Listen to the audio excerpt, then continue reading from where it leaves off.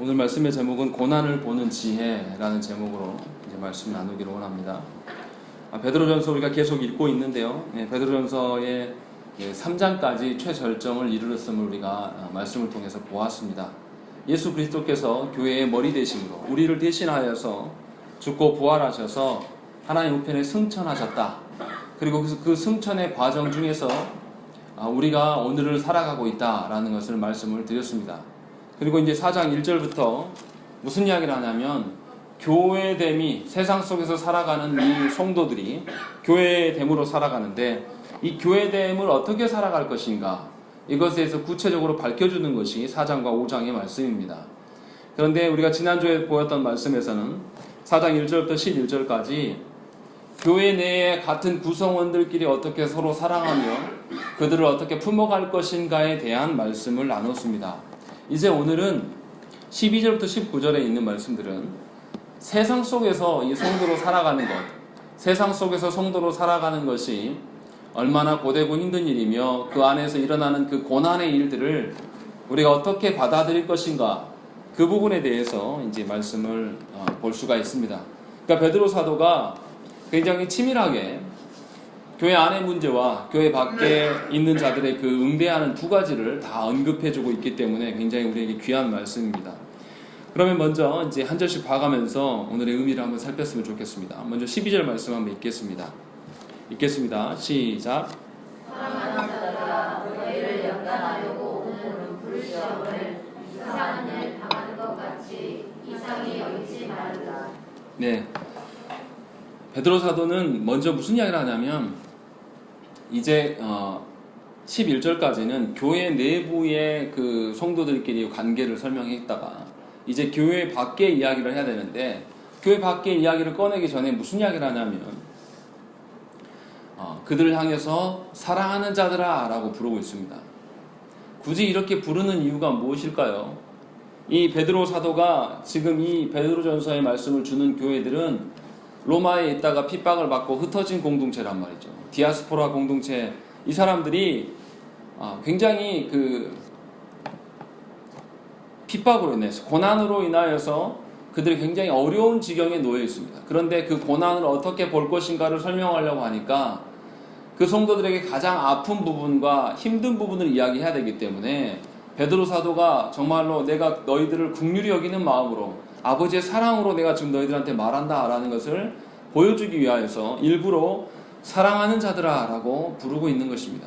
그러니까 이 베드로 사도가 심정적으로 이 고난의 문제를 뛰어넘지 못하고 고난 가운데 있는 이 성도들을 향하여서 고난을 새로운 눈으로 보지 아니하면 그 다음 단계로 나아갈 수 없음에 대해서 안타까워 여기면서 이 말씀을 주고 있는 것을 보게 됩니다. 동일한 마음이 목사에게도 있습니다. 목사가 성도들을 바라볼 때는 나이가 많고 적음에 상관없이 성도들이 뛰어넘지 못하는 믿음의 분량에 있어서 뛰어넘지 못하는 것이 훤히 보입니다. 그래서 그들에게 권면의 말을 하고 싶지만 그 뛰어넘지 못하는 문제로 인하여서 오랫동안 신음하는 자들은 도리어 그것들을 건드림으로 인하여서 그들이 상처받고 더 주저앉는 경우를 훨씬 더 많이 보게 된다는 것이죠. 그러나 그들을 그렇게 내버려 둘 수는 없습니다. 분명히 하나님께서 하나님의 사랑하는 자녀들은 말씀을 통하여서 계속 자라감이 있어야 돼요. 하나님 나라를 향하여서 우리가 자라감이 있을 때에 살아있는 생명을 가진 자들이지 자람이 없이 늘 그냥 그 상태로 유지하는 것은 죽은 것과 똑같습니다. 제가 아침마다 여기 식물들한테 물을 주는데요. 지금 요즘에 날이 더우는데 이 더운 상황 속에서 이 녀석들이 계속 열매를 냅니다. 계속 익어서 보여주고 내가 살아있습니다. 그리고 물을 좀 하루라도 걸으면 얘네들이 축 처져가지고 자기가 살아있음을 분명히 보인다는 것이죠. 성도가 하나님 앞에 나아가야 된다는 것은 성장이 있어야 됩니다. 제가 말씀드리는 것은 어떤 숫자적인 성장을 말씀드리는 것이 아니에요. 하나님의 자녀된 자로서의 성장이 분명히 있어야 돼요. 그러니까 교회 안에서 나의 믿음이 예수님 처음 만났을 때 30년, 40년 전 믿음하고 지금 믿음하고 변함이 없다라는 것은 죽어 있었던 믿음이라는 것을 깨달으셔야 돼요. 베드로 사도는 이 부분을 너무나 잘 알고 있기 때문에 고난 중에 있는 자들을 향하여서 너희가 고난을 바라보는 그 시각을 변화시키지 아니하면 살아남을 수 없다라는 그러한 애달픈 마음으로, 정말로 아픈 마음으로 그 교인들에게, 디아스포라 공동체를 향하여서 지금 부르고 있는 것을 우리가 알 수 있다는 것이죠. 그러니까 정말로 진심 어려서 그들의 변화되지 않는 부분을 일부러 건드리면서 변화되기를 소망하는 것이 목자의 심정이라는 것입니다. 다시 말하면 좋은 목회자라면 변화되지 않는 성도의 그 아픈 부위를 건드리는 것이 좋은 목회자지, 그것을 성도가 싫어하니까, 듣기 싫어하니까 살살 피해가면서 그것을 외면하는 것이 좋은 목회자일 수가 없는 것이죠. 좋은 목회자의 기준은 누가 정합니까? 성도들이 정하는 것이 아니에요.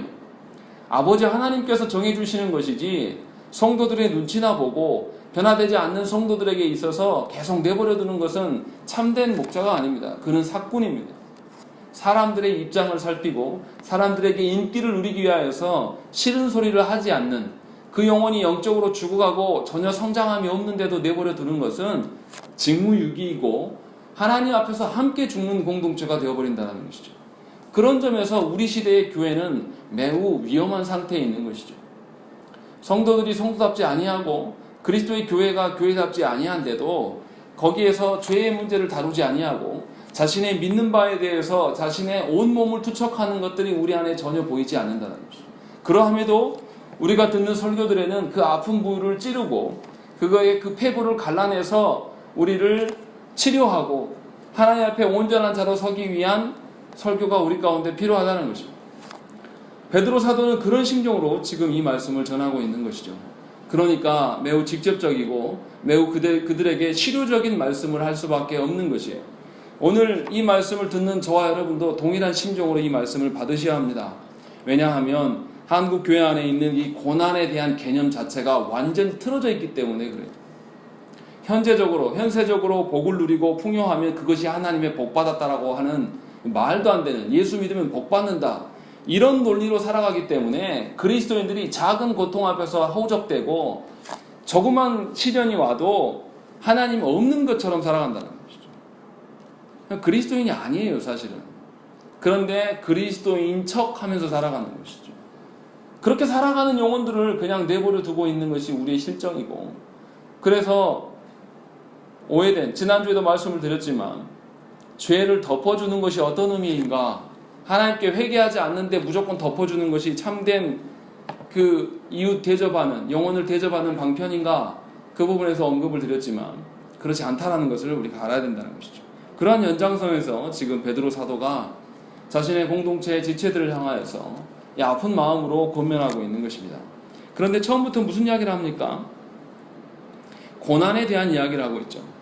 너희를 연단하려고 오는 불시험을 이상한 일 당하는 것 같이 이상히 여기지 말라라는 것이죠. 다시 말하면 너희들한테 드러나는 그 고난이 이상한 것이 아니고 당연한 것이다 라고 이야기를 하는 거죠. 이 고난의 정도가 어느 정도입니까? 성도들 중에 개중은 자기 자녀들이 사자밥이 되었고, 또 어떤 사람은 십자가에 그 화형당했어요. 불로 태워서 죽임을 당했는데 그것을 베드로 사도는 무슨 이야기를 하냐면 이상히 여기지 말라라는 것이죠. 도무지 받아들이기가 힘든 메시지라고 할 수가 있습니다. 그런데 베드로 사도가 왜 이렇게 말하는 것일까? 이 부분에 대해서 우리가 직면해야 됩니다. 무슨 말이냐면, 우리는 고난받으면 항상 어떤 식으로 생각하냐면 두 가지 패턴이 있습니다. 한 가지는 내가 잘못 살아서, 또 한 가지는 뭡니까? 세상이 악해서. 이 두 가지 논리로 생각을 해요. 그런데 베드로 사도는 그 두 가지를 언급하지 않습니다. 베드로 사도는 전혀 다른 맥락으로 이야기를 해요. 뭐라 그러냐면 연단과 불시험을 이야기합니다. 내가 잘못 산 것도 아니고 또 세상이 악하기 때문에 내가 고난받은 그런 측면을 이야기하는 것이 아니라 전혀 다른 측면을 이야기하고 있는 것이죠. 먼저 이것을 이해하려면 우리가 앞에서 이야기한 것처럼 그리스도께서 우리를 위해서 무엇을 하셨는가를 생각하셔야 돼요. 그리스도께서 우리를 위하여서 죽으시고 부활하셨습니다. 그리스도의 죽으심과 부활하심은 뗄 수 없는 이야기예요. 그러니까 죽으심만 이야기한다든지 십자가의 부활만을 이야기한다든지 이렇게 균형 잡히지 않은 복음을 전하는 자들은 다 거짓 복음을 전하는 자들입니다. 분명하게 그리스도께서는 고난 당하시고 죽으시고 부활하셨습니다. 그런데 우리 입장에서는 어떻습니까? 이 순서가 달라져요. 우리에게는 우리의 죄악이 뭔지도 모르는 상태에서 그리스도의 그 영광의 부활에 참여해버렸단 말이죠. 그리고 나서 우리에게 남은 것은 무엇입니까? 이제 우리에게 남아있는 것은 그리스도께서 고난당하시고 부활하셨어요. 그럼 우리가 부활을 경험했어요. 우리 남은 게 뭡니까? 고난입니다. 우리는 역순이에요. 이 고난의 길을 거쳐가야지 어디에 갑니까? 그리스도께서 가신 그 성부의 자리로 우리가 나아갈 수가 있는 것이죠.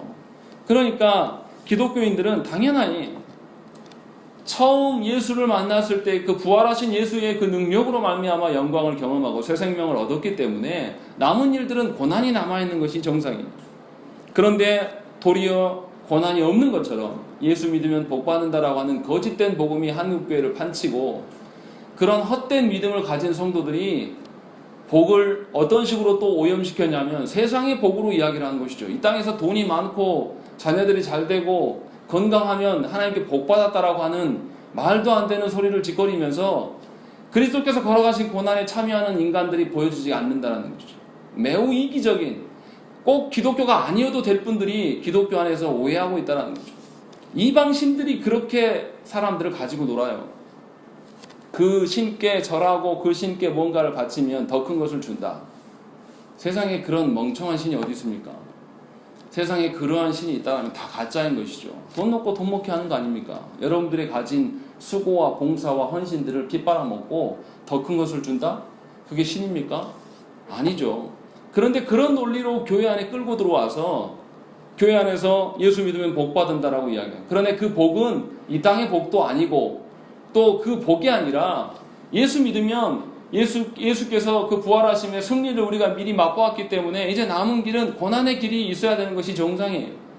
그런데 이것들을 말하지 않게 되었다는 것이죠. 그러나 분명하게 베드로 사도는 처음부터 무슨 이야기를 하냐면 연단과 불시험을 이야기하는 것이죠. 그 고난의 길이 연단이고 불시험일 수밖에 없다라는 것을 이야기합니다. 그런데 삼위 하나님께서는 그 고난의 길을 걸어갈 때 홀로 내버려 두시지 않습니다. 예수께서 부활하시고 나서 승천하신 다음에 누구를 보내셨습니까? 성령 하나님을 보내셨는데 성령 하나님이 지금 어디에 계십니까? 어디에 계십니까? 대답을 좀 해보세요. 네, 어디에 계십니까? 우리 안에 내주해 계십니다. 내주해 계신다는 말은 우리 안에 거하신다는 말. 한 번도 떠나간 적이 없어요. 떠나간 적 없는데 자꾸 들어오라고 부르지 마세요. 우리 안에 계신다니까요. 다만 우리가 그 성령님께서 우리의 양심을 두드리고 흔드시는 거에 대해서 거부할 뿐이에요. 그거 듣고 싶지 않거든요. 그러니까 세상의 어떤 기준들을 계속 붙잡고 있고 성령께서 내 안에 일하고 계심. 우리 중에 하나님의 뜻을 몰라서 안 지키는 분이 솔직히 어디 있습니까? 다 알아요. 아는데 듣지 않는 거죠. 아는데 어떻게 하면 이것을 피해갈 수 있을까를 가지고 목사한테 찾아와요. 정말 더 순종 잘하기 위해서 묻고 오는 분들은 제가 거의 못 봤습니다. 본인들이 다 결정해놓고 와서 목사한테 인증받아서 양심부터 자유하려고 오는 분들이 태반이에요. 그러나 그런 식으로 성령의 일하심에 대해서 방해하지 말라는 것이죠. 여러분들의 인생의 길 가운데, 고난의 길 가운데 성령님께서 내주하셔서 성령님이 고난받는 성도에게 가야 할 길을 바르게 제시합니다. 그런데 문제가 되는 것은 성령께서 우리의 마음을 두드리고 일하심에 대해서 우리가 순종하지 않아요. 다 압니다. 몰라서 안 지키는 거 전혀 아니거든요. 전부 다 알고 있음에도 무의도식하면서 주의 일에 대해서는 무관하게 살려고 하고 말씀 보는 일엔 열심을 내지 아니하고 그냥 내가 해왔던 방식대로 쭉 살아가는 것이 하나님의 뜻이다라고 생각을 해버립니다. 그러나 그렇게 살아가는 자는 고난의 길을 뛰어넘을 수가 없어요. 자신의 방식과 자신의 형편대로 갈 수가 없기 때문에. 베드로 사도가 지금 우리한테 이야기하는 것이 바로 이 점입니다. 그래서 고난이라고 이야기하지 않고 연단이라고 바로 이야기를 해버려요. 연단과 불시험이라고 이야기를 합니다. 이 불시험 하면 뭐가 떠오릅니까? 불 하면 뭐가 떠오릅니까? 하나님께서 우리를 언제 불로 연단하시겠습니까? 우리가 지옥 하면 불지옥 생각나잖아요. 지금 여기서 말하는 이 불시험이라는 것은 최종 심판을 앞두고 미리 맛보게 하는 시험 이야기를 하는 거예요. 하나님께서 이 우리 신자들에게 우리를 연단하셔서, 연단한다는 게 뭡니까? 뭔가 그 샘물을 녹여서 뭔가 기구를 만들려면요, 이 쇠를 어디에 둡니까? 1500도 이상 되는 그 불구덩이에다 집어넣어서 녹여내야 됩니다. 불순물을 싹 제거해야 돼요. 그리고 난 다음에 그것들을 빼서 어떤 주물에 넣어가지고 아니면 두들겨서 어떤 모양을 만들어내는 것이 연단의 과정이에요. 지금 그 이야기를 하고 있는 거예요. 하나님께서 성도된 자들에게 일부러 하나님의 도구로 확실히 사용하시기 위해서 연단을 주신다. 지금 그 이야기를 하고 있는 거죠. 그러니까 앞에서 말씀했던 이 성도들의 인생들 가운데 고난이 있는 것이 내가 잘못했기 때문, 또 세상이 악해서 악인들이 나를 괴롭히고 사탄이 나를 짓눌려서 일어나는 고난, 이런 고난이 아니라 하나님께서 우리를 성숙케 하시기 위하여서 연단의 과정으로 해서 불순물을 제거하셔서 하나님이 쓰실 만한 도구로 이끌어 가시기 위한 그런 고난인 것을 이야기를 하고 있는 거예요. 전혀 다른 개념. 하나님께서 자신의 자녀로서 군사로서 우리를 사용하시겠다고 하셔서 하나님께서 친히 만들어주신 그 고난, 이것이 너희들 가운데 있는 것에 대해서 이상하게 여기지 말라라는 것이죠. 아까 제가 말씀드렸던 것처럼 예수 그리스도께서는 고난받으시고 부활하셨지만 우리는 예수 그리스도의 부활에 참여함으로 말미암아 그리스도인이 되어서 이제 우리 남은 길이 고난의 길, 이 고난의 길을 통해서 성복에 가할 수 있는 그 마땅한 고난이 우리 가운데 있다는 것을 이야기했고, 그 마땅한 고난의 성격이 어떠한 것이냐, 하나님께서 우리를 다루어서 하나님의 자녀답게, 하나님의 군사답게, 하나님의 사명을 향해서 걸어갈 수 있는 자답게 바꾸시겠다는 것이죠. 그런 고난이 너희들 가운데 있는 것인데 너희가 왜 이상히 여기고 낯설게 여기냐, 지금 그것을 베드로 사도가 그 시험 중에 있는 자들에게 권면하고 있는 것입니다. 여러분들의 시험이 얼마나 크신지는 제가 잘 모르겠어요. 여러분 중에 자녀가 먼저 죽게 되고, 여러분 중에 사자밥이 되고, 여러분의 그 친구들 중에 십자가 화형당하는 분이 혹시 있었습니까? 그런 분 아무도 없을 거예요. 그런데 그 큰 고난을 당하는 공동체를 향하여서 베드로 사도가 하나님께서 주신 시험이며 이 시험을 우리한테 있는 것이 너무나 당연한 일이다라고 말씀하고 있는 것이죠. 그렇다면 저와 여러분들이 겪고 있는 그 시험은 어떠한 것일까요? 우리 중에 시험이 너무나 크고 엄청나서 베드로 사도가 권면하는 이 공동체에 말하는 시험과 나는 무관하다라고 말할 수 있는 사람이 우리 중에 누가 있을까요? 그렇게 말할 수 있는 분 아무도 없습니다. 하나님께서 주시는 시험 앞에서 사탄이 준 시험이라고 핑계하지 말라라는 것이죠. 하나님께서 주신 시험 앞에서 여러분이 잘못 살아서 벌어지는 시험이라고 착각하지 말라라는 거예요. 그리스도인이라면 하나님의 자녀답게 되어지기 위하여서 반드시 하나님께서 시험을 주시는 것이고, 그 시험을 거치지 아니하는 자는 하나님의 도구로 쓰임 받을 수 없다라는 것을 분명하게 말씀하고 있는 것이죠. 도리어 우리는 하나님의 도구가 되기를 거부해요. 우리가 주의 교회를 위하여서 무엇을 합니까? 저와 여러분들이 하나님께서 불러서 교회의 직분을 감당하게 하시고 그것을 우리에게 세우셨는데 우리가 교회를 위하여서 무슨 일을 하고 살아갑니까? 저와 여러분들이 정말로 하나님의 영광을 어떤 방식으로 드러내면서 살아오셨습니까? 또한 앞으로 어떻게 사실 것입니까? 여러분들에게는 인생의 계획은 있지만 하나님 나라의 계획은 있기나 하는 것입니까? 그것이 없다라면 당연히 우리들은 이 불시험과 그 불구덩이 속에 들어가야 됩니다. 하나님이 넣지 않으셔도 우리가 스스로 달려 들어가서 우리의 더러워진 마음들을, 그 불순물들을 다 제거하여서 하나님이 주신 사명 앞에 우리의 마음이 서야 된다는 것이죠. 그렇게 하시기 위해서 고난을 우리에게 주시고 계신다는 것입니다. 그렇기 때문에 신자된 우리들은 하나님께서 우리를 훈련시키는 과정으로 이 고난을 받아들여야 됩니다. 그래서 하나님께서 그리스도로 말미암아 우리에게 주신 그 자유를 우리 마음대로 사용하는 것이 아니라 이 자유를 다시 하나님의 연단으로 향해서 우리가 나아가는 거예요. 스스로 그 고난에 들어가는 거예요. 그래서 하나님의 온전한 사랑, 그 온전한 사랑을 누리며 살아가는 것이 우리가 겪어야 될 고난이라는 거죠. 이런 식으로 고난을 바라보는 자에게 유익이 있다라고 말하는 것입니다. 어떤 유익이 있습니까? 그리스도께서 걸어가신 고난에 참여하기 때문에, 그리스도께서 어떻게 하셨습니까? 그리스도께서 고난의 과정을 통하여서 철저하게 자신을 죽이시고 성부께서 말하게 하신 것만 말하게 하시고 성부께서 구약의 메시지를 준 그대로만 실행하면서 고난의 길에 가셨단 말이에요. 그래서 성부의 하나님 되심을 온전히 드러내는 일에 가셨을 때에 그 그리스도의 낮아지심을 누가 높이셨습니까? 성부께서 높여주셔서 진정한 이 모든 피조세계의 왕이 그리스도 되심을 모든 피조세계 가운데 하나님이 높여주셨다는 거죠. 저와 여러분도 똑같다라는 거죠.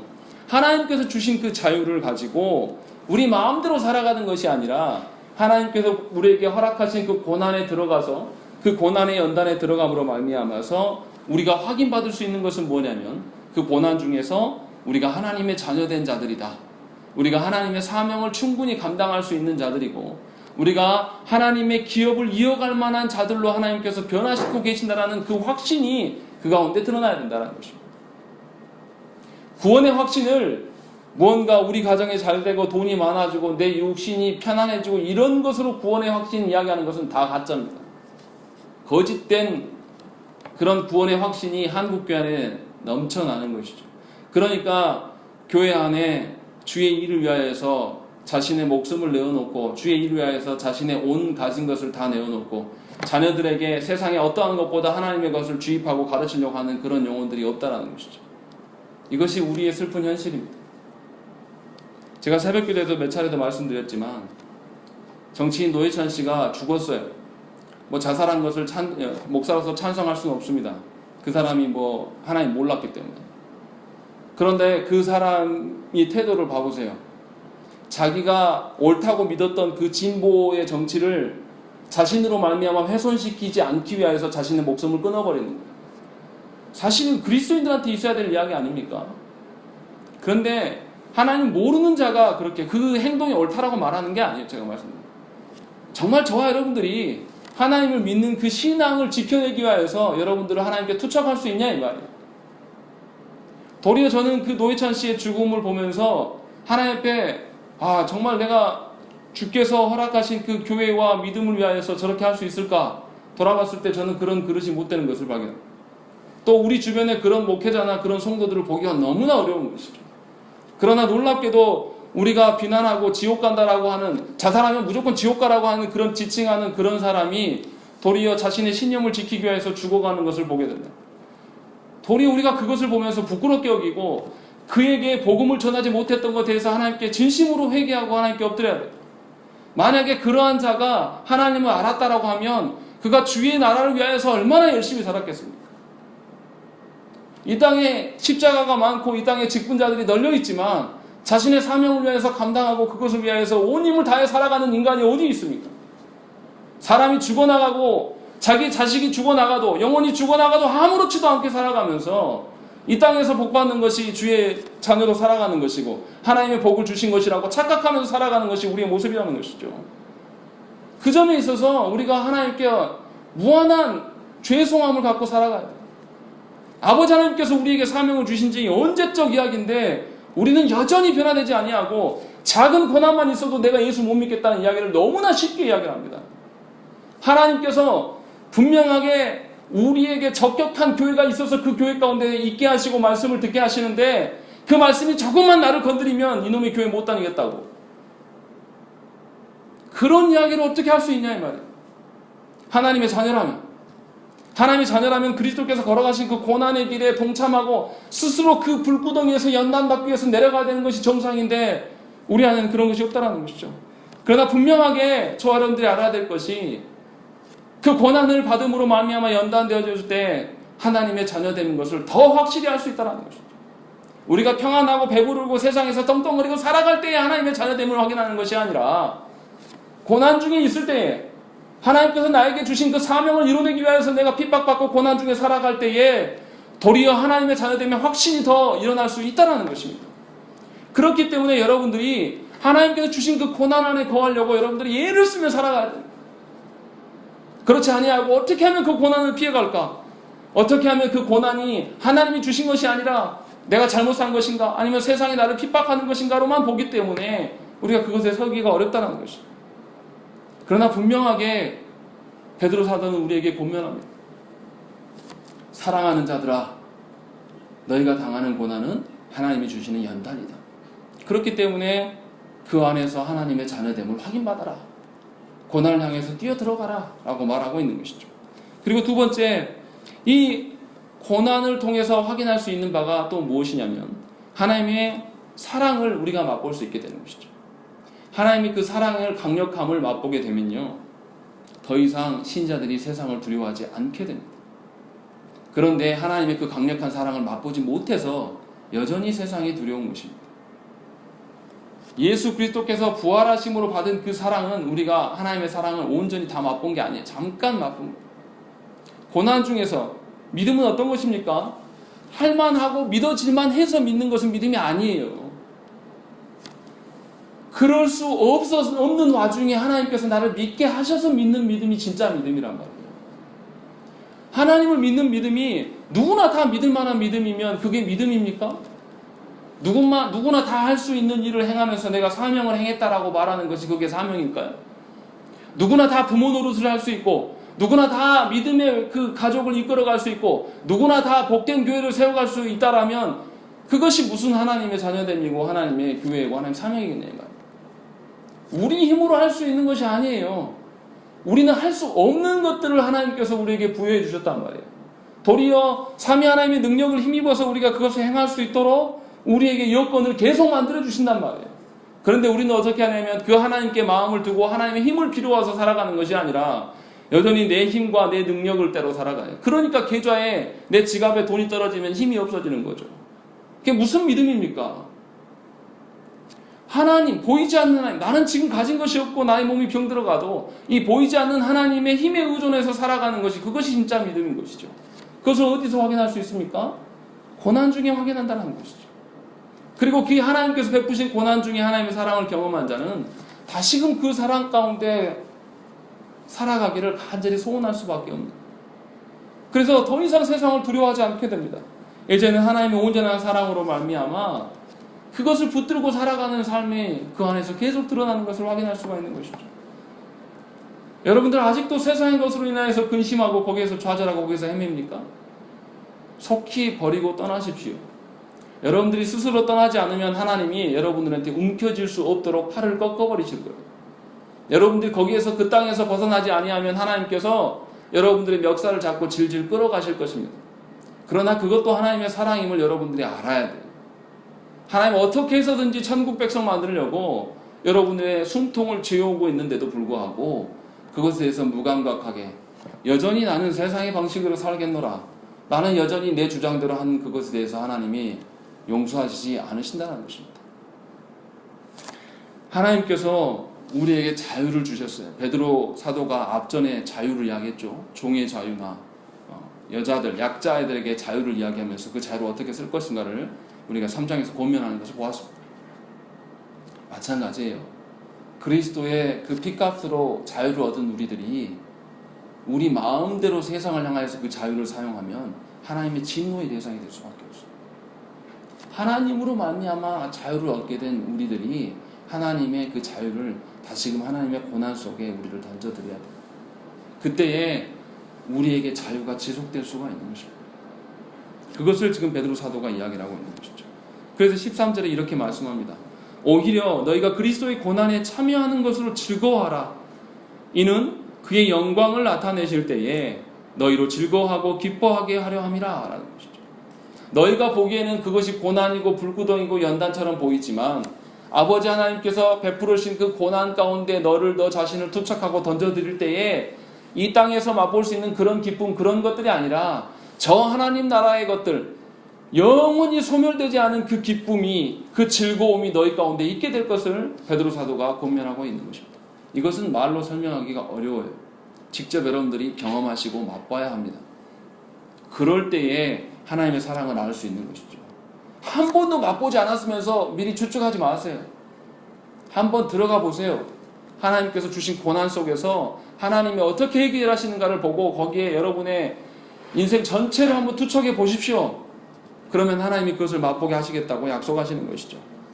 그리고 이어지는 것을 보십시오. 14절 말씀 우리 한번 읽어보십시다. 읽겠습니다. 시작. 너희가 그리스도의 이름으로 시험을 당하면 복 있는 자로다. 영광의 영, 곧 하나님의 영이 너희 위에 계시니라. 예, 이 말씀은 예수님께서 마태복음 5, 6, 7장에서 말씀하신 산상수훈의 말씀과 매우 닮아 있습니다. 마태복음 5장 11절과 12절 말씀 보면 나로 말미암아 너희를 욕하고 박해하고 거짓으로 너희를 거슬러 모든 악한 말을 할 때에는 너희에게 복이 있나니 기뻐하고 즐거워하라. 하늘에서 너희의 상이 큼이라. 너희 전에 있던 선지자들도 이같이 박해하였느니라 라고 말씀하시는 것이죠. 무슨 말이냐면 저와 여러분들이 그 고난당함에 대해서 생각을 해봐야 돼요. 우리가 잘못해서 받는 고난을 말하는 것이 아니에요. 그리스도의 이름 때문에 치욕을 당하면 복이 있다라고 말씀하시는 것이죠. 그리고 어떤 복이냐, 그 뒤에 말이 중요하죠. 뭐라고 되어 있습니까? 복이 있는 자로다. 그 다음에 뭐라고 되어 있습니까? 영광의 영, 곧 하나님의 영이 너희 위에 계심이라. 하나님의 영이 누구십니까? 하나님의 영이 누구십니까? 성령 하나님이시죠. 이 성령 하나님이 누구 위에, 예수 그리스도의 이름으로 치욕받는 자들 머리 위에 임하여 주실 것을 약속하고 있는 것이죠. 13절에서 장래의 영광을 경험하는 것으로 아직 하늘에만 임재하는 그 영광을 말하는 것이 아님을 보았습니다.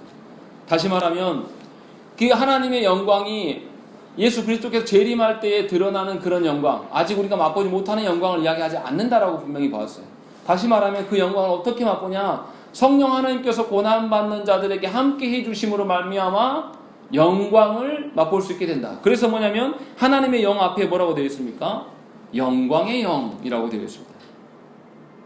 영광의 영으로서 그들 앞에 오고 계신다는 것이죠.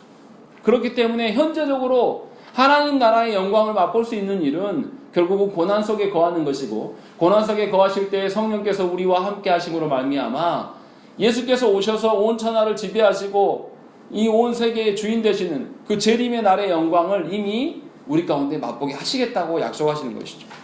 지금 그렇기 때문에 고난 속에 들어가라는 그 확증을 우리에게 보여주고 있는 것입니다. 여기서 이제 어떤 의미인지를 한번 생각을 해보셔야 돼요.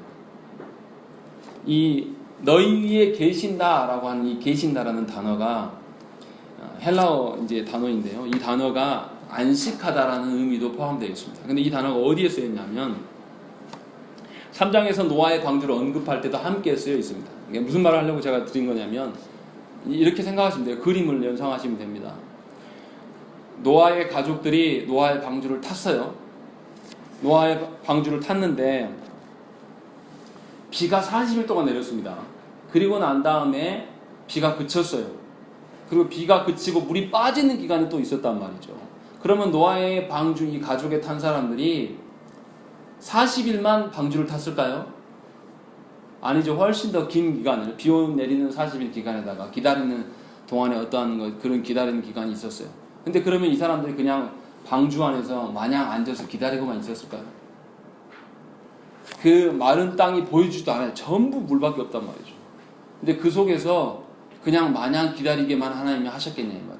어떻게 했죠? 비가 그치고 나자 노아가 뭐 했습니까? 새를 날려봤어요. 그러자 나중에 비둘기가 뭘 가져옵니까? 감람나무 잎사귀를 가져와서 그들이 보여줘요. 근데 아직은 땅이 안 보여요. 그런데 이들이 이 비둘기가 가져온 그 나뭇잎을 보고 뭘 생각합니까? 하나님의 약속을 생각하는 것이죠. 지금 당장 마른 땅이 보이지 않고 섬이 보이지 않고 아무 희망이 없어요. 전부 다 망망대해란 말이에요.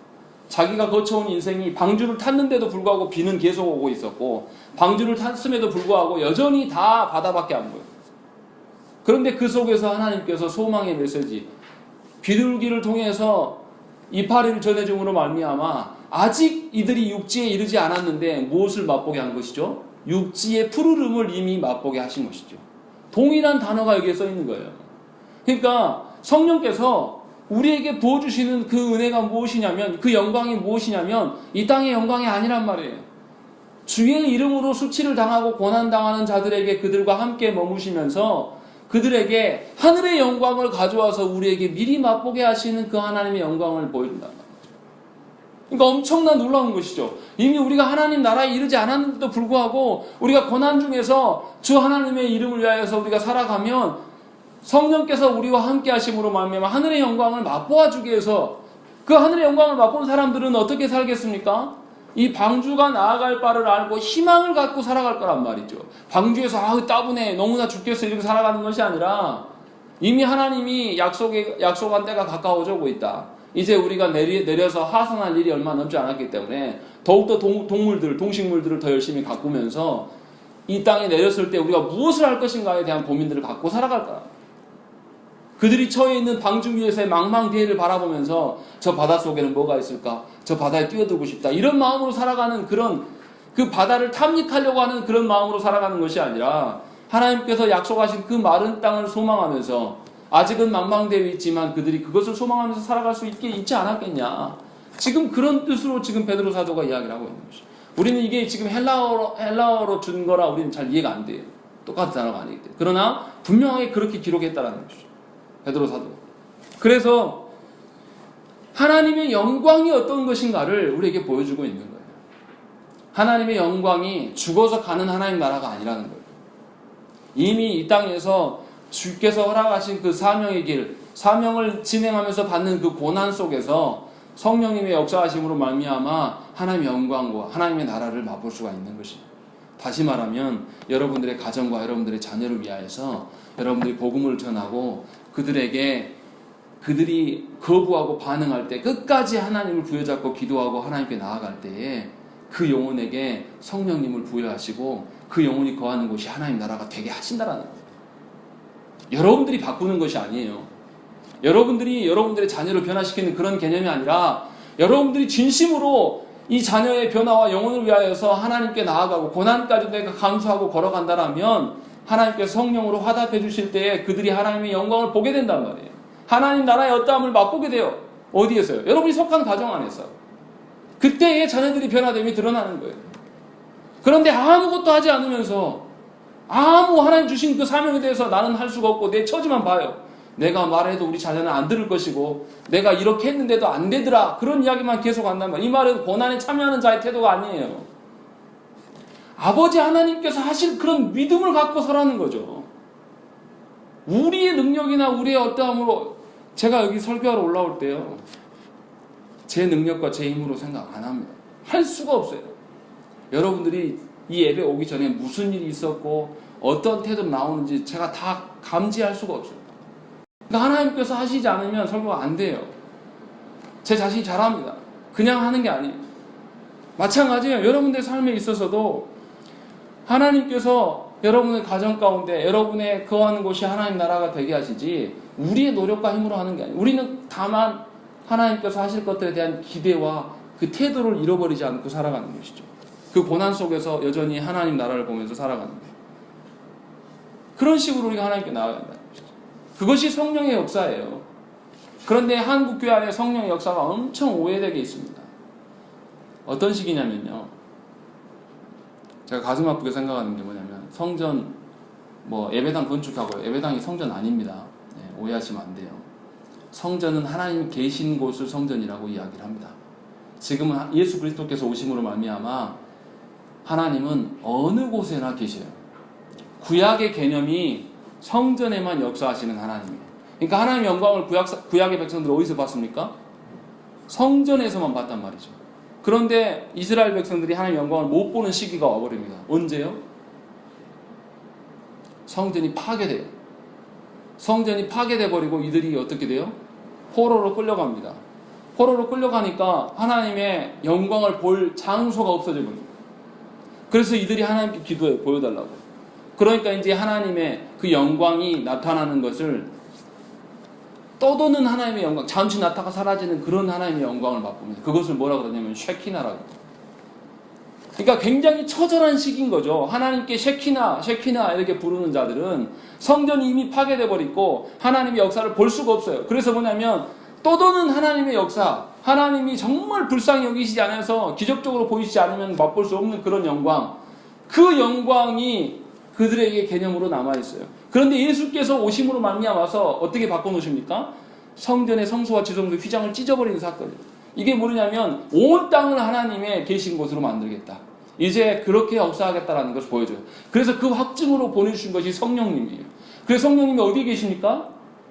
여러분들 10년 가운데 계시는 것이지 이 예배당에 계신 게 아니란 말이에요. 그런데 아직도 그거에서 깨어나지 못해서 예배당 지어놓고 거기에 성령이 이런 소리 하는 분들이 제일 답답해요. 왜 예배당에만 임합니까? 우리가 구약입니까? 예수 그리스도께서 우리에서 죽으셔서 쉐키나의 영광이 아니라 온 천하 만국에서 하나님의 영광을 맛보게끔 이미 우리에게 허락하셨어요. 그 증거가 성령님이시란 말이에요.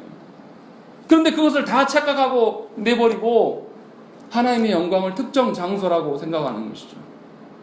하나님의 영광이 어떤 크고 멋진 건축물에 있는 것이라고 착각하는 것이 우리 한국교회 성도들의 태도예요. 그러니까 놀라운 것은 뭐냐면 집에서는 절대 기도하지 않지만 이 예배당에 나와서는 기도하는 척이라도 하는 거예요. 이게 얼마나 웃긴 꼴입니까? 어느 곳에서나 기도할 수 있게끔, 어느 곳에서나 하나님의 영광을 맛볼 수 있도록 우리에게 하나님께서 성령님을 통해서 주셨는데도 불구하고 그렇게 안 사는 거예요. 이것은 하나님의 영광에 대해서 엄청난 오해를 갖고 있는 겁니다, 우리가. 그래서 가정 안에서는 하나님이 계시지 않는 것처럼, 일터에서는 하나님이 계시지 않는 것처럼 마음대로 살고 예배당만 오면 갑자기 거룩해지는, 이것은 그리스도인들이 아니에요. 하나님의 영광에 대한 철저한 오해란 말이죠. 그러나 분명하게 하나님께서 우리에게 확실하게 하나님 나라의 영광을 보이는 장소가 고난의 장소라고 오늘 저와 여러분들에게 권면하고 있는 것입니다. 그렇기 때문에 저와 여러분들은 성령이 역사하시는 그곳에 머물기를 간절히 소망해야 돼요. 그것이 우리가 고난 중에 소망을 보고 살아갈 수 있는 힘이에요. 계속해서 말씀을 보십시다. 15절 16절 말씀 읽겠습니다. 시작.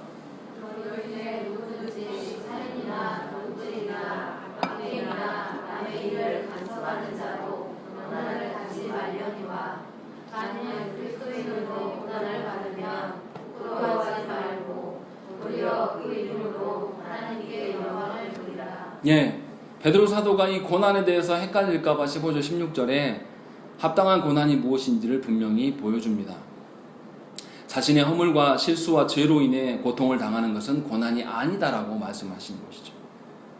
오로지 그리스도의 길을 쫓다가 그 어려움을 당하는 것이 진짜 고난이다. 그러할 때에 하나님의 이름을, 하나님의 영광을 이야기할 수 있다.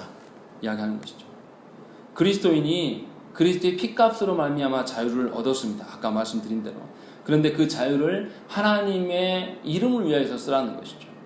그렇지 않고 여러분들의 만족을 위하여서 아무렇게나 살아가면 그 자유가 여러분들한테 지속되지 않아요. 여러분은 다시 어떻게 됩니까? 사탄과 죄의 지배 아래 머물러 살아가는 것이죠. 그래서 아무리 여러분이 기도하려고 해도 기도가 되지 않고, 아무리 여러분들이 자녀들의 변화를 놓고 아무리 예수고 노력해도 전혀 변화되지 않는, 왜 그렇습니까? 하나님이 주신 자녀, 하나님이 주신 자유, 그리스도의 피값으로 얻은 그 자유를 가지고 뭐 했기 때문에, 나의 욕망과 나의 욕심을 채우는데 열심히 살았기 때문에 하나님께서 그 자유를 걷어가신 것이죠. 우리가 이 점을 놓고 하나님께 기도해야 됩니다. 하나님께 주신 자유는 오로지 그리스도께서 걸어가신 그 고난의 길을 참여할 때만 쓸 수 있는 그 자유입니다. 잘못된 구원의 확신으로 죄를 슬퍼하지 아니하고 주님의 이름을 먹칠하면서도 이 땅에서 그리스도인이라고 하면서 너무나 뻔뻔하게 살아가는 인간들이 너무나 많습니다. 그러나 분명히 우리가 기억하셔야 될 게 무엇입니까? 하나님 앞에서 하나님이 주신 자유를 사용하라는 것이죠. 세상 앞에서 하나님의 주신 자유를 사용하지 말라는 것입니다. 그렇지 아니하면 우리는 주께서 허락하신 고난에 참여한 바가 한 번도 없는 자일 수가 있어요. 그러니까 구분하라는 거예요. 아까 말씀드렸지만, 초대에 말씀드렸지만, 내가 잘못해서 내 죄로 인하여서 당하는 고난은 당해야 됩니까? 당하지 말아야 됩니까? 이건 당해야 돼요. 물론 안 당해야죠. 내가 죄를 안 지어가지고 당하는 그 고난을 안 당할 수 있어야 되죠. 그러나 내 죄로 인하여서 하나님 벌 주시는 고난은 그냥 당해야 돼요. 그리고 내가 하나님의 뜻대로 사는 그 고난이 일어날 때, 하나님의 그 주신 자유를 가지고 합당한 하나님 나라 일들을 위해 쓸 때 일어나는 핍박과 고난에 대해서는 감사하고 기쁘게 여기면서 도리어 어떻게 하라고 그랬죠? 부끄러워하지 말라라고 이야기하는 것이죠. 그러니까 저와 여러분들이 이해할 수 없는 고난이 일어날 때, 마치 욥기서에 욥이 당하는 그 고난처럼, 정말 이거는 왜 이렇게 나한테 이런 일들이 일어나지? 도저히 설명되지 않는 그 고난 중에 우리가 어떻게 해야 됩니까? 하나님께 가서 물어야 돼요. 누가 봐도 뻔한 거. 말씀대로 자녀를 양육하지 않았고 내가 우리 가정 주신 가정 내 욕망을 위해서 살아왔는데 이제 와서 왜 우리 자녀 이런답니까? 묻는 이것은 고난 받으셔야 될 고난이에요. 지금이라도 하나님께 속히 돌이켜서 하나님의 뜻대로 가는 그 절차가 굉장히 험난해요. 왜 지금껏 그 뜻대로 내 마음대로 살았는데 다시 복구되는 게 쉬운 일입니까? 그 고난을 말하는 것이 아니에요. 분명하게 하나님께서 하나님의 이름 때문에 당하는 그 고난과 구분 지으라는 것입니다. 그러니까 여러분들이 무언가 하나님의 뜻대로 살기라고 결심을 하면요, 내 안에 어떤 고난이 섞여 있냐면 지금껏 내가 잘못해서 하나님 뜻대로 살지 않았던 그런 고난들과 하나님의 이름으로 받는 고난이 함께 몰려와요. 그렇기 때문에 내가 결단하면 그 결단한 대로 내가 순종이 더 잘 됩니까? 아니에요. 더 더디고 힘든 거예요. 그걸 잘 참고 견디라는 것이죠. 그럴 때 하나님의 고난 속에 이제 우리가 들어갈 수가 있는 것이죠. 베드로 사도가 지금 그 이야기를 하는 것이죠. 그래서 하나님의 이름으로 받는 고난을 통해서 하나님의 영광을 구하라는 것이죠. 여러분들이 마땅히 당해야 될 여러분들의 죄로 인하여서 잘못 산 것에 대한 그 고난을 통해서 내가 하나님께 고난받는다라고 말하지 말라라는 것입니다. 그리고 17절과 19절부터 무슨 이야기를 합니까? 우리 한번 읽어보겠습니다. 시작. 하나님께서 재판을 시작할 때가 되었나니 만일 우리에게 먼저 오면 하나님의 복음을 순종하지 아니하는 자들의 그 마지막은 어떠하며 또 의인이 겨우 구원을 받으면 경건하지 아니한 자와 죄인은 어디에 서리요. 그러므로 하나님의 뜻대로 고난을 받는 자들은 또한 선을 행하는 가운데 그 영혼을 미쁘신 창조주께 의탁할지어다. 아멘. 무슨 말씀을 하냐면 상대적으로 말씀을 하는 것이죠. 하나님의 심판은 이미 시작됐습니다. 언제부터 시작됐을까요? 예수 그리스도께서 이 땅에 오심으로 말미암아 이미 하나님의 심판은 시작되었어요. 그런데 그 심판의 완성이 언제냐? 예수께서 다시 재림하여서 이 땅 오실 때에 심판을 완성하신단 말이에요. 그렇기 때문에 심판이 이미 시작되고 있는 우리의 입장에서는 그 심판을 준비하면서 살아갈 수밖에 없는 것이죠. 왜 심판이 예수께서 오실 때 시작되었냐라고 물으실 수 있습니다. 우리가 구원받을 때 우리의 죄의 문제를 해결하지 않고는 구원받을 수가 없어요. 다시 말하면 하나님의 공의와 하나님의 사랑 중에서 우리가 무엇 때문에 구원을 받습니까? 하나님의 사랑 때문에 구원을 받지만 하나님의 공의도 동시에 실현되었을 때 하나님 구원을 이야기할 수 있는 거죠. 다시 말하면 예수 그리스도께서 오셔서 심판받으시면 하나님의 공의를 실현한 거예요. 저와 여러분들이 죄로 말미암아서 그 일들을 실행하지 못하기 때문에 예수께서 대신 심판하셨단 말이에요. 다시 말하면 하나님께서 심판을 먼저 예수께 가하셨어요. 그래서 우리가 구원받은 거란 말이죠. 그러니까 예수께서 이 땅에 오심이 이미 하나님의 심판이 시작된 거예요. 그런데 그 심판의 마지막 완성을 언제 이루시냐? 예수님이 재림하실 때 심판을 이루시겠다는 것이죠. 그러니까 우리는 지금 어떤 기간을 살아가고 있는 것입니까? 심판의 기간을 살아가고 있는 거예요. 그런데 놀랍게도 한국교회는 심판의 기간을 사는 것처럼 안 삽니다. 저 여러분들의 인생을 봐보십시오. 이 땅에 복받는 이야기만을 하고 있는 거예요. 심판을 앞에 두고 있는 사람들처럼 두려워하면서 이 땅에서 내가 어떻게 살아갈까? 또 우리 자녀들도 심판의 지금 과정 중에 나아진 자녀들인데 이 자녀들이 심판을 어떻게 견딜 것인가에 대한 고민을 하지 않는단 말이에요. 그러니까 자녀들한테 무엇을 줍니까? 세상의 가치와 세상의 욕망들을 자녀들한테 막 심어줘요. 그것을 누가 합니까? 그것을 육적인 부모들이 그 일들을 하는 거예요. 그리스도 안에 있는 그 부모들까지도 이 세상에 어떠한 것을 심어주기 위해 쓰지 하나님의 심판이 우리 앞에 놓여있고 이미 심판이 시작되었음을 우리 자녀들한테 가르치지 않는단 말이에요. 하나님이 예수 그리스도로 말미암아 심판을 시작하셨는데 저와 여러분들을 보면서 무슨 생각을 하실 거예요? 오늘 말씀에 있는 것처럼 그럴 거예요. 18절에 있는 말씀, 의인이 겨우 구원을 받으면 경건하지 아니한 자와 죄인은 어디에 서리요? 이미 하나님을 통하여서 예수 그리스도로 말미암아 너희들을 신자되게 하셨는데 너희 신자들도 겨우 구원받을 정도로 살아가니 이 세상에 있는 저 영혼들은 어떻게 하란 말이냐라고 베드로 사도가 물어보고 있는 것입니다. 마땅히 우리가 뭘 해야 됩니까? 하나님의 사랑과 그리스도의 심판을 세상 가운데 전해야 될 자들인데 우리도 간신이란 말이에요. 지금 베드로서가 그 이야기를 하는 거예요. 심판이 교회로부터 시작되어서 세상을 향해서 나아가고 있는데 교회된 자들이 그 심판을 두려워하지 않고 심판을 알리지 않는단 말이에요. 자꾸만 무슨 이야기를 하냐면 아무리 해도 우리 자녀 안 바뀝니다. 나는 이렇게 바쁘고 힘들어서 자녀에게 전할 기회가 없어요. 라는 이런 핑계만 대지 하나님께 나아가서 내 전 존재를 뜯어고치고 이럴 생각이 없단 말이에요. 생각을 해보세요. 내 자녀가 지금 교통사고 나가지고 피가 부족해요. 그럼 여러분 어떻게 하겠습니까? 당장 달려가서라도 내 피 다 뽑고서라도 자녀 살리고 싶은 게 부모 심정 아닙니까? 그런데 우리 자녀들의 영혼이 죽어가고 썩어가고 있는데 아무것도 하지 않아요. 그러면서 무슨 자녀를 사랑한다고 이야기합니까? 그들에게 하나님의 심판이 어떻게 도래할 것인데요? 말한다고 안 들은다고요? 우리가 바꾸는 거 아니란 말이에요. 우리는 그저 도구일 뿐이에요. 결과는 하나님께 있는 겁니다. 우리가 할 수 있는 거는 해야죠. 결과는 하나님께 있더라도. 지금 그 이야기를 하는 거예요. 구원받은 자들도 겨우 간신이라면 이 땅에 하나님의 심판이 얼마나 심하겠냐? 베드로 사도가 우리한테 묻고 있는 거예요.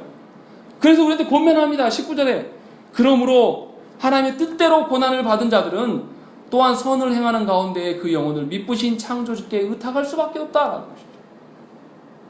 네 힘과 네 능력으로 하는 것이 아니라 정말로 하나님의 뜻대로 고난 속에 있는 자들이라면 자신의 힘으로 그 고난을 견딜 수가 없기 때문에 도리 아버지 하나님께 의존할 수밖에 없는 거 아니냐. 당연히 그것이 신자된 자의 모습이 아니겠느냐. 그리고 그들의 온전한 모습을 통해서 세상이 하나님을 보는 거 아니냐. 그 이야기를 우리한테 권면하고 있다는 것이죠. 그렇기 때문에 신자가 살아갈 수 있는 힘과 능력은 하나님밖에 없어요. 여러분들이 아둥바둥하고 막 노력하고 산다고 제 말씀 노력하지 말라는 뜻이 아니에요. 그 노력을 하나님 앞에서 하시라는 거예요. 하나님의 힘에 의존해서 하시란 말이에요. 여러분이 하실라 하지 마시고 그러니까 실수만 일어나죠. 하나님께 맡기지 않고 내 방식대로 하니까 영혼들이 변화되지 않고 자꾸 튕겨져 나가죠. 저 역시도 마찬가지예요. 제 방식으로 했을 때는 싸움밖에 안 나요. 목사가 영혼들을 변화시키기 위해서 자신의 어떤 능력이나 뭐 어떤 카리스마로 해보려고 하면 성도들 상처밖에 안 받습니다. 하나님께서 하실 수 있도록 하나님을 믿고 나아가는 것이죠. 나는 할 수 없지만 하나님 충분히 하실 수 있다. 뭘 봐서? 나를 보니까. 저와 여러분들이 하나님께 나올 때 그렇게 순수하고 순종 잘하면서 하나님 자녀 되었습니까? 그런 분이 있으면 어디 한번 나와보십시오.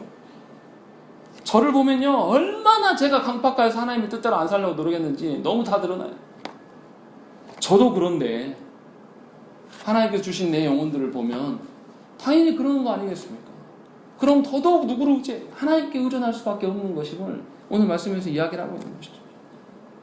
그러니까 신자가 행할 수 있는 것은 뭐냐면 하나님을 의존할 수 있는 환경을 만드는 거예요. 하나님을 의존할 수 있는 환경이 무엇입니까? 고난 속에 뛰어 들어가는 겁니다. 주님의 이름 때문에 고난받는 것, 주님의 이름 때문에 오해받는 것, 주님의 이름 때문에 싫은 소리 듣는 것, 그 길에 서는 거예요. 제가 개척하니까요 저보고 잘했다 어쨌다 하는 분 별로 없어요. 다들 무관심하든지 아니면 와서 싫은 소리만 해요. 마치 제가 누구 와달라고 한 것처럼. 저 와달라고 한 적 한 분도 없어요. 그런데 그런 오해만 받고 있습니다. 그래서 정말 순수한 마음으로 만나고 싶어서 연락을 하면 거부합니다. 전화 안 받는 분도 있어요. 그런데 이것 또한 하나님께서 허락하신 고난이다라고 생각하면 별로 외롭고 기분 나쁘지 않아요. 그렇게 저와 여러분들이 사셔야 돼요. 제 이야기를 해서 죄송합니다. 그러나 여러분들이 그런 삶을 사셔야 된다는 것이죠. 예수 믿는 것 때문에 무시당하는 거예요. 성도니까 세상 속에서 고통당하는 거예요. 왜요? 저들이 나빠서가 아니에요. 하나님만 의존하라고 하나님께서 그렇게 하신 거란 말이죠. 그러니까 저와 여러분들이 하나님을 의존하며 사시는 방법밖에 없는 거예요. 그것이 고난을 대하는 우리의 태도예요. 우리의 지혜란 말이죠. 제발 여러분의 힘과 여러분의 능력으로 또 어떤 다른 방편으로 이 고난을 헤쳐나갈 수 있을 거라는 착각 속에서 벗어나십시오. 하나님께 모든 게 다 달려 있습니다. 그래서 하나님께서 하라고 하시는 그 방편대로 서시길 바랍니다. 그것이 우리가 사는 방식이에요. 하나님이 기도하게 하라고 하시면 기도하는 거죠. 하나님 말씀 보게 하시면 말씀 봐야죠. 하나님이 자녀들에게 복음을 전하라고 하면 복음을 전하셔야죠. 자녀들과 함께 가정예배를 드리라고 하나님 권면하시면 드려야죠. 왜 자꾸 이 핑계 저 핑계 대면서 그에서 거부하십니까?